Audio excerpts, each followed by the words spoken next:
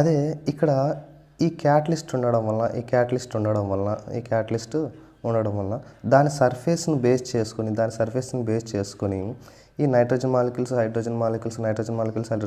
అన్నీ కూడా ఆ సర్ఫేస్ని బేస్ చేసుకుని ఒకదానితోటి కొల్లాయిడ్ కావడానికి ఈజీ పాసిబిలిటీ ఉంది. సో ఇలా జరగడం వల్ల ఇది నిదానంగా జరిగే రియాక్షన్ కాస్త ఇలా జరగడం వల్ల కొంచెం స్పీడ్గా జరుగుతుంది. స్పీడ్ అంటే ఇక్కడ ఏంటంటే number of reactions per second కదండి. ఇక్కడ నెంబర్ ఆఫ్ రియాక్షన్స్ ఎక్కువ జరిగే పాసిబిలిటీ ఉంది. ఇక్కడ జరుగుతుంది. అదే ఇనిషియల్ ఇక్కడ ఏమీ సర్ఫేస్ లేదు, ఏం బేస్ లేదు కాబట్టి అవి ఒక్కొక్కటి జరగాలంటే చాలా టైం టేకింగ్.